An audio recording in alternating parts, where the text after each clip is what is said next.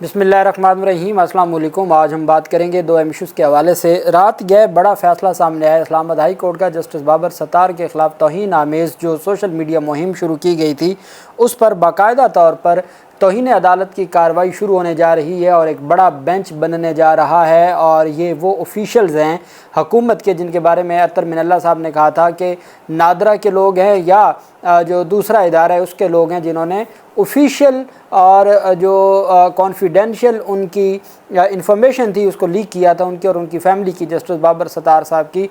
उनके ख़िलाफ़ तौहीन अदालत का ये बहुत बड़ा और पहली कार्रवाई है जो ख़ुद ही एक्शन लेने के लिए अब इस्लामाबाद हाई कोर्ट किसी और की तरफ नहीं देखेगी।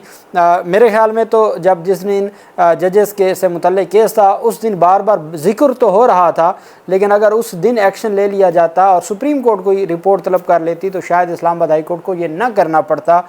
लेकिन इंतज़ामी कमेटी ने अल्टीमेट ये फ़ैसला कर लिया है कि बाबर सत्तार साहब के ख़िलाफ़ तौहीन आमेज़ मुहिम पर हम फिर एक्शन लेंगे और हम दिखाएंगे कि सुप्रीम हाई कोर्ट की आर्टिकल 204 में फिर कौन सी पावर्स हैं। दूसरी जानिब पाकिस्तान तहरीक इंसाफ के सरबराह इमरान खान ने सलमान अकरम राजा साहब के ज़रिए बहुत अहम दरख्वास्त दायर की है इस्लामाबाद हाई कोर्ट में, जिसमें ये कहा गया है कि सरकार सियासी गुफ्तगू पर जो जज नासिर जावेद राना साहब एहतसाब अदालत के जज ने पाबंदी लगाई है उस फैसले को कलअदम करार दिया जाए। ये मेरे बुनियादी इंसानी हकूक़ के ख़िलाफ़ है। उसकी तफसील भी मैं आपके साथ शेयर करूँगा। पाकिस्तान तहरीक इंसाफ के आज बड़ी तादाद में जिना हाउस हमला केस में बाद अज़ गिरफ़्तारी की ज़मानतें मंजूर हुई हैं, उसके ऊपर भी हम बात करेंगे। अच्छा, पहले तो मैं आपको एक बहुत खूबसूरत फ़ैसला सामने आया है चीफ़ जस्टिस आज़ाद कश्मीर का, chief justice high court Azad Kashmir का। पहले मुख्तसर उसके ऊपर बात करते हैं। अच्छा, एक और चीज़ मैं आपको बता दूं कि जो तौहीन आमेज़ एक मुहिम की बुनियाद पर कार्रवाई शुरू की गई थी काज़ी फ़ाज़ीसा साहब की तौहीन आमेज़ जो मुहिम, उनके ख़िलाफ़ एक मुबैना तौर पर, जिस पर फिर मेरे समेत कोई 47 के करीब सहाफ़ियों को नोटिस आए थे, उसमें एक असद तूर को भी था। असद तूर ने उस नोटिस को चैलेंज किया था। वो जेल काट है, ज़मानत हुई और इतने दिनों बाद ज़मानत हुई और सुप्रीम कोर्ट में भी ये मामला हाईलाइट हुआ। अब इस्लामाबाद हाई कोर्ट ने चीफ़ जस्टिस आमिर फ़ारूक साहब ने उनके ख़िलाफ़ दर्ज FIR को ख़ारिज कर दिया है। अब अल्टीमेट जो उनको सज़ा मिलनी थी या जो मकसद था पूरा कर लिया गया। एक बार रिमांड, 2 दफ़ा रिमांड, फिर ज़मानत, जज साहब छुट्टी पर तशरीफ़ ले गए थे। सुप्रीम कोर्ट ने कहा था कि जी, अटॉर्नी जनरल ने कहा था जी कि हाँ जी दफ़ात ठीक नहीं लगी, उसके बावजूद वो जेल में रहे और उसके बाद रिहा हुए। और अब हाई कोर्ट ने, इस्लामाबाद हाई कोर्ट ने आज उनके ख़िलाफ़ दर्ज मुकदमे को ख़ारिज कर दिया है। अब हम आ जाते हैं जो अहम पेशरफ सामने आई है। Chief justice Azad Kashmir justice सदाकत हुसैन राजा की सरबराही में कायम बेंच ने बिजली के जो बिल है उसमें फ्यूल एडजस्टमेंट चार्जेस केस की समाअत हुई और उसमें जो फ़ैसला दिया है वो मैं समझता हूँ कि अगर तमाम जजेज़ ऐसा फ़ैसले देने लग जाएं तो ये आवाम के लिए बहुत बड़ा रिलीफ़ होगा। चीफ़ जस्टिस ने एडवोकेट जनरल आज़ाद कश्मीर से मुकालमा करते हुए कहा कि अदालत के फ़ैसलों पर अमल ना होगा तो वज़ीर आज़म को बुलाना पड़ेगा। फ्यूल एडजस्टमेंट का कानून साज असम्बली से पास नहीं हुआ तो नाफिज कैसे कर दिया गया। आज़ाद कश्मीर में किस कानून के तहत फ्यूल एडजस्टमेंट बिलों में शामिल की जाती है। बिजली का बिल एक खर्च है, उस पर इनकम टैक्स लगने की क्या तुक है। एडवोकेट जनरल कल आकर बताएं कि एक्स्ट्रा टैक्स क्या हैं। रिटायर्ड जजेस को बिजली मुफ्त क्यों दी जाती है। रिटायर्ड जजेस के घर संतरी और स्टैनो का क्या काम। अगर ये कानून है तो उसे ख़त्म करवाएं। अगर जजेस के पास फालतू गाड़ी है तो ख़त्म करें। कानून है तो तरमीम करें। IG ने जितने बैरियर लगवाए हैं सबको ख़त्म करें, सिक्योरिटी बैरियर। अगर IG को डर लगता है तो इस्तीफ़े दे दें। जितने लोग प्रोटोकॉल के शौकीन हैं वो अपना शौक़ अपने ख़र्च से पूरा करें। आइंदा किसी के आगे पीछे पुलिस की गाड़ियां और हूटर चलते दिखाई नहीं देने चाहिए और बिजली के मामले में लोगों को रिलीफ दें। टैरिफ का तयन करना हुकूमत आज़ाद कश्मीर का काम है, असम्बली के ज़रिए इस पर कानून बनाएं। चीफ़ जस्टिस हाई कोर्ट ने एडवोकेट जनरल को तमाम बातें वज़ीर आज़म तक पहुँचाने और कल अदालत में पेश होकर जवाब जमा करवाने का हुक्म दे दिया है कि कोई प्रोटोकॉल नहीं होगा। अगर प्रोटोकॉल का ज़्यादा शौक़ है ना तो अपनी जेब से खर्च करें और प्रोटोकॉल लें। बहुत खूबसूरत फ़ैसला है चीफ़ जस्टिस आज़ाद कश्मीर का। अच्छा, अब हम आ जाते हैं जजेस का जो डाटा लीक करने वाले हैं, जो सरकारी इदारों के अफसरान हैं, उनके ख़िलाफ़ अंदराज मुकदमा की भी एक दरख्वास्त दायर की गई है। मारूफ कानूनदान और हाई कोर्ट के एडवोकेट ने आला अदलिया के जजेस के ख़िलाफ़ जारी मुहिम पर FIA में मुकदमा अंदराज के लिए दरख्वास्त दायर की है। رضا ودود کی جانب سے FIA کے ڈائریکٹر جنرل اور سائبر کرائم سیل کے ڈائریکٹر کو درخواست دی گئی، جس میں موقف اپنایا گیا کہ ایک ہفتے سے نظام عدل، اعلیٰ عدلیہ اور ججز کو بدنام کرنے کے لیے سوشل و قومی میڈیا پر منظم مہم چلائی جا رہی ہے۔ اعلیٰ عدلیہ کے ججز کے متعلق ڈیٹا لیک کرنے اور انہیں بدنام کرنے والوں کے خلاف مقدمہ درج کیا جائے۔ ججز کی ذاتی خاندانی معلومات قومی میڈیا کو فراہم کر کے باقاعدہ نشر کی جا رہی ہیں، اور یہ معلومات صرف FIA یا نادرا کے پاس ہوتی ہیں۔ درخواست گزار نے اس خدشے کا اظہار کیا کہ معلومات لیک کرنے میں مذکورہ اداروں کے اہلکار ملوث ہو سکتے ہیں، جو کہ مجھ سمیت دیگر وکلاء کے لیے باعث تشویش ہے۔ درخواست گزار نے کہا کہ ان معلومات کی بنیاد پر ویلاگر اور یوٹیوبر ججوں کے خلاف مہم کو جاری رکھے ہوئے ہیں، جس میں سپریم کورٹ کے جج کو بھی نشانہ بنایا جا رہا ہے۔ اطہر من اللہ صاحب کی طرف اشارہ ہے۔ ایسے عناصر چاہتے ہیں کہ عوام کا نظام عدل اور اعلیٰ عدلیہ کے ججز پر جو اعتماد ہے وہ ختم ہو جائے۔ رضا ودود قریشی ایڈوکیٹ نے کہا کہ بینچ اور بار نظام عدل کے لیے لازم و ملزوم ہیں۔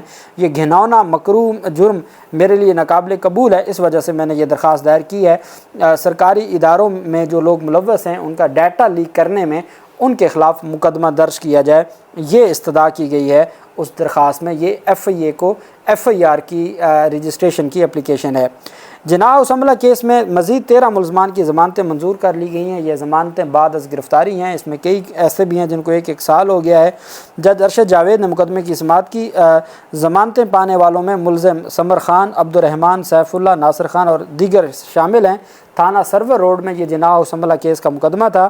اب 37 جو بقیہ رہ گئے ہیں جن کی ضمانتیں ابھی پینڈنگ ہیں 9 مئی کے حوالے سے، اس میں عمر سرفراز چیمہ نے بھی 4 مقدمات میں ضمانت اپلائی کی ہے، اور ڈاکٹر یاسمین راشد کی بھی ضمانت کی جو درخواست ہے اس کے اوپر کوئی سماعت نہیں ہوتی، کارروائی نہیں ہوتی، اور آگے سے آگے تاریخ بڑھائی جا رہی ہے۔ اور باقی 37 کارکنان ہیں جن کی ضمانتیں ابھی پینڈنگ ہے، جن پر سماعت ملتوی ہوئی ہے، اور 13 کی اب تک آج ضمانت منظور ہو گئی ہے۔ پاکستان تحریک انصاف کے سربراہ عمران خان نے اپنے وکیل سلمان اکرم راجہ صاحب کے ذریعے سے ایک درخواست دائر کی ہے اسلام آباد ہائی کورٹ میں، اور پاکستان تحریک انصاف کے بانی عمران خان نے سیاسی بیانات اور میڈیا سے گفتگو پر پابندی کے خلاف اسلام آباد ہائی کورٹ میں درخواست دائر کی ہے۔ اڈیالہ جیل میں سماعت کے دوران سیاسی یا کسی ادارے و شخصیت کے حوالے سے عمران خان اور بشرا بی بی کے بیانات پر احتساب عدالت نے پابندی عائد کی تھی۔ اب عمران خان نے احتساب عدالت کی جانب سے عائد کی جانے والی پابندی کو اسلام آباد ہائی کورٹ میں چیلنج کر دیا، اور ان کے وکیل ہیں سلمان اکرم راجہ صاحب جنہوں نے درخواست دائر کی ہے۔ درخواست میں موقف اختیار کیا گیا کہ احتساب عدالت سے فیصلے میں کہا کہ عمران خان ریاستی اداروں کے خلاف بیانات دینے سے گریز کریں اور میڈیا اپنی رپورٹنگ صرف ٹرائل کی حد تک محدود رکھے۔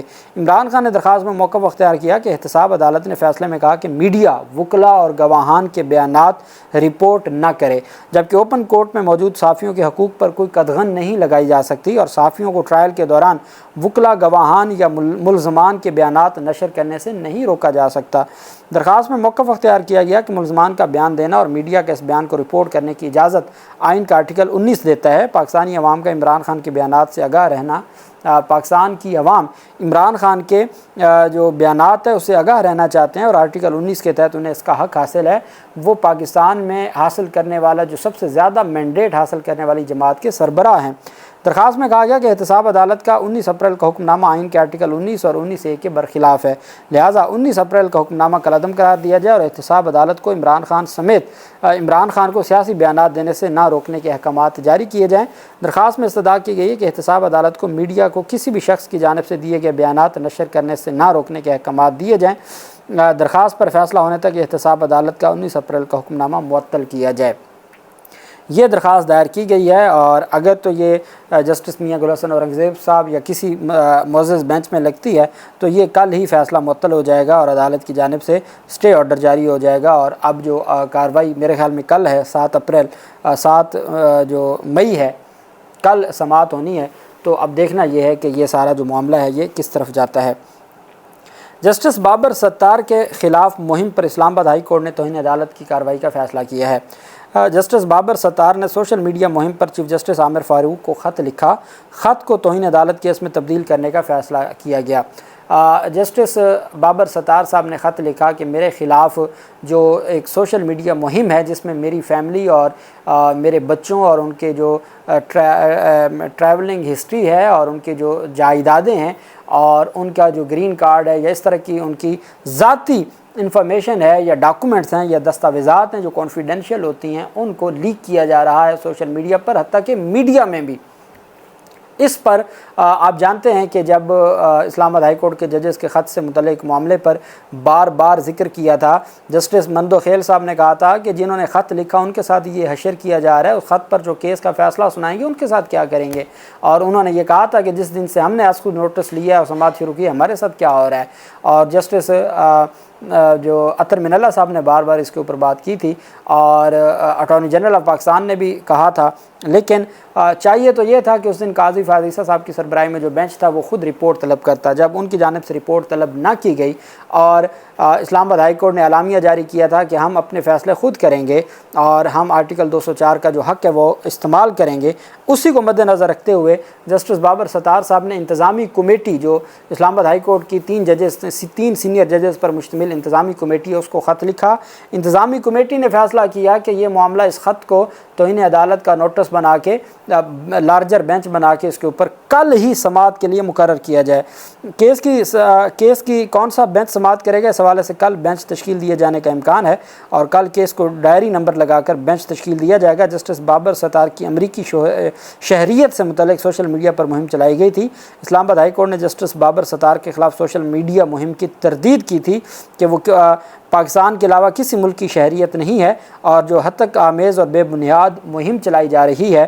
اب اصل معاملہ سوشل میڈیا مہم کا نہیں ہے، اصل معاملہ یہ ہے کہ کون ہے جس نے ان کی ذاتی دستاویزات جو آفیشیل ریکارڈ ہے وہ آفیشیل اداروں سے آگے لیک کیا ہے، سوشل میڈیا یا میڈیا کے لوگوں کو دیا ہے۔ اصل معاملہ یہ ہے، اصل کیس یہ ہے، چونکہ جب سوشل میڈیا کے اوپر تو کوئی بات کسی کے پاس کوئی انفارمیشن آئے گی تو وہ تو چل جائے گی، لیکن جب ہے وہ سرکار کا ریکارڈ، تو سرکار کا ریکارڈ امیگریشن یا نادرا جس کے بارے میں اطہر من اللہ صاحب نے کہا تھا، اس کے علاوہ تو کوئی نہیں کر سکتا۔